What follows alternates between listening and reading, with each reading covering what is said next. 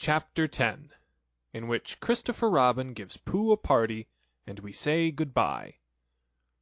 One day, when the sun had come back over the forest, bringing with it the scent of May, and all the streams in the forest were tinkling happily to find themselves their own pretty shape again, and the little pools lay dreaming of the life they had seen, and the big things they had done, and in the warmth and quiet of the forest, the cuckoo was trying over his voice carefully, and listening to see if he liked it, and wood pigeons were complaining gently to themselves in their lazy, comfortable way, that is, with the other fellow's fault. But it didn't matter very much. On such a day as this, Christopher Robin whistled in a special way he had, and Owl came flying out of the 100-acre wood to see what was wanted. "Owl," said Christopher Robin, "I am going to give a party." "You are you?" said Owl. "And it's to be a special sort of party, because of what Pooh did, when he did what he did to save Piglet from the flood." "Oh, that's what it's for, is it?" said Owl.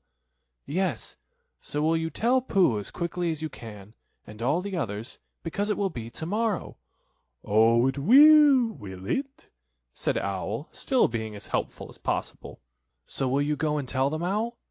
Owl tried to think of something very wise to say, but couldn't, so he flew off to tell the others, and the first person he told was Pooh. "Pooh," he said, "Christopher Robin is giving a party." "Oh," said Pooh, and then seeing that Owl expected him to say something else, he said, "Will there be those little cake things with pink sugar icing?"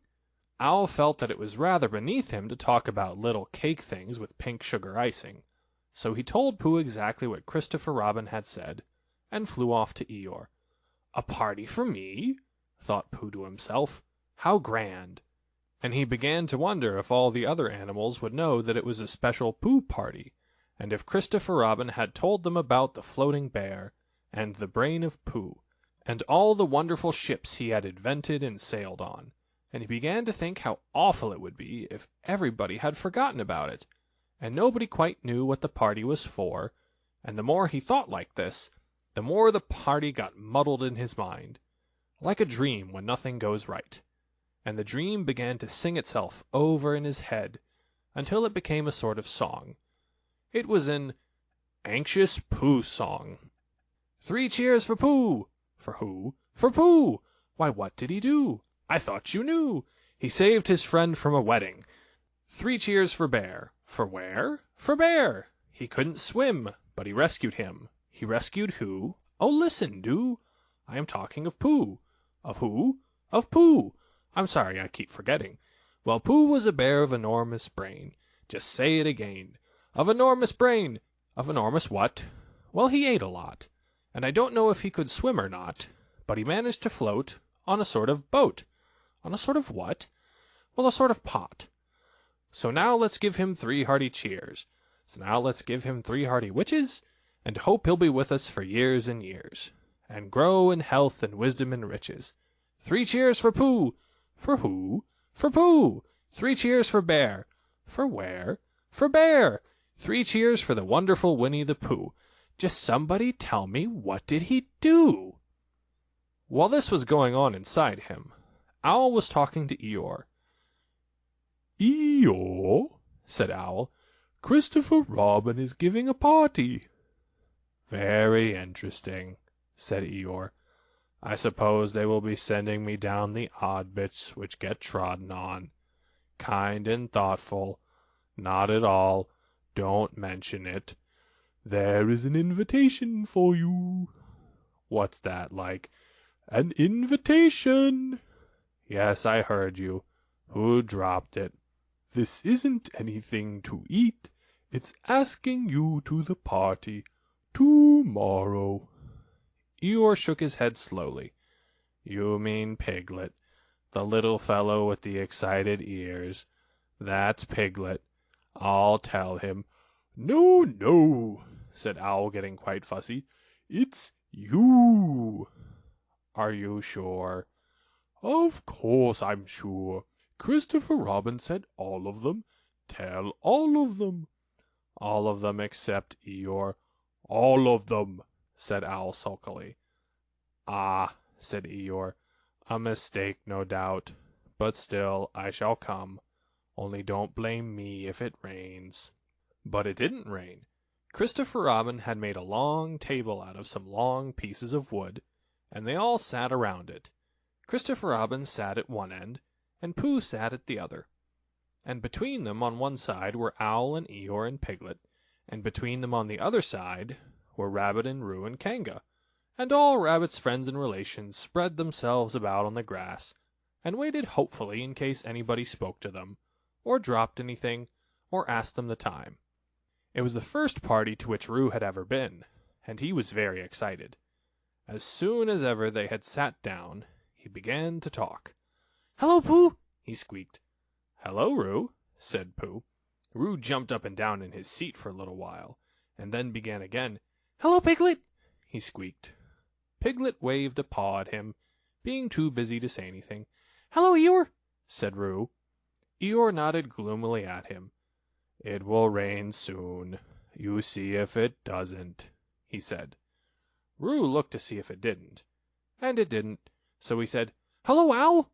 And Owl said, "Hello, my little fellow," in a kindly way, and went on telling Christopher Robin about an accident which had nearly happened to a friend of his, whom Christopher Robin didn't know, and Kanga said to Roo, "Drink up your milk first, dear, and talk afterwards." So Roo, who was drinking his milk, tried to say that he could do both at once, and had to be patted on the back and dried for quite a long time afterwards. When they had all nearly eaten enough, Christopher Robin banged on the table with his spoon, and everybody stopped talking and was very silent, except Roo, who was just finishing a loud attack of hiccups, and trying to look as if it was one of Rabbit's relations.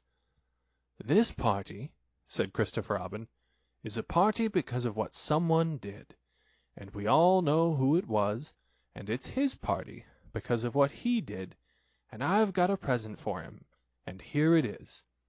Then he felt about a little, and whispered, "Where is it?" While he was speaking, Eeyore coughed in an impressive way, and began to speak. "Friends," he said, "including oddments, it is a great pleasure, or perhaps I had better say, it has been a pleasure so far to see you at my party. What I did was nothing. Any of you, except Rabbit and Owl and Kanga, would have done the same. Oh, and Pooh. My remarks do not, of course, apply to Piglet and Roo, because they are too small. Any of you would have done the same, but it just happened to be me. It was not, I need hardly say, with an idea of getting what Christopher Robin is looking for now." And he put his front leg to his mouth and said in a loud whisper, "Try under the table, that I did what I did, but because I feel that we should all do what we can to help. I feel that we should all—" "Hup, hup!" said Roo accidentally. "Roo, dear," said Kanga reproachfully. "Was it me?" asked Roo, a little surprised. "What's Eeyore talking about?" Piglet whispered to Pooh. "I don't know," said Pooh rather dolefully. "I thought this was your party." "I thought it was once, but I suppose it isn't." "I'd sooner it was yours than Eeyore's," said Piglet.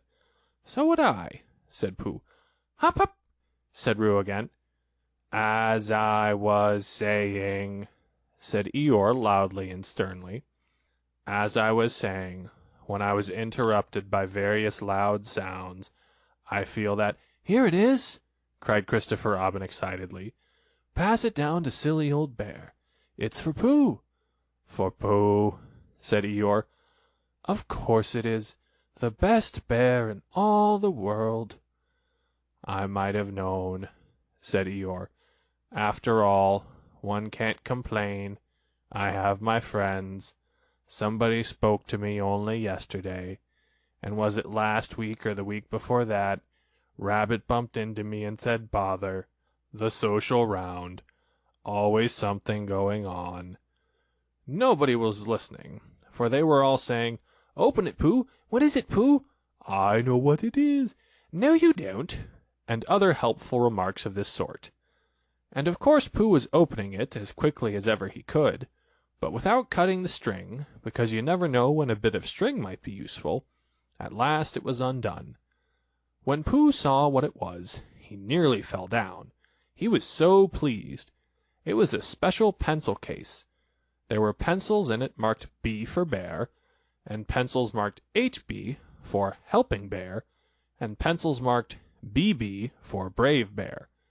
There was a knife for sharpening the pencils, and India rubber for rubbing out anything which you had spelled wrong, and a ruler for ruling lines for the words to walk on, and inches marked on the ruler, in case you wanted to know how many inches anything was, and blue pencils and red pencils and green pencils, for saying things in blue and red and green, and all those lovely things were in little pockets of their own, in a special case that shut with a click when you clicked it, and they were all for Pooh. "Oh," said Pooh. "Oh, Pooh," said everybody else except Eeyore. "Thank you," growled Pooh. But Eeyore was saying to himself, "This writing business, pencils and what-not, overrated if you ask me. Silly stuff, nothing in it." Later on, when they had all said "Goodbye" and "Thank you" to Christopher Robin, Pooh and Piglet walked home thoughtfully, together in the golden evening, and for a long time they were silent. "When you wake up in the morning, Pooh," said Piglet at last, "what's the first thing you say to yourself?" "What's for breakfast?" said Pooh. "What do you say, Piglet?" "I say, I wonder what's going to happen exciting today," said Piglet. Pooh nodded thoughtfully. "It's the same thing," he said. "And what did happen?" asked Christopher Robin. "When?" "Next morning." "I don't know. Could you think and tell me and Pooh sometime?" "If you wanted it very much." "Pooh does," said Christopher Robin. He gave a deep sigh, picked his bear up by the leg, and walked off to the door, trailing Winnie the Pooh behind him. At the door he turned and said, "Coming to see me have my bath?" "I might," I said. "Was Pooh's pencil case any better than mine?" "It was just about the same," I said. He nodded and went out, and in a moment I heard Winnie the Pooh, bump, bump, bump, going up the stairs behind him. End of Chapter 10. End of Winnie the Pooh by A. Milne.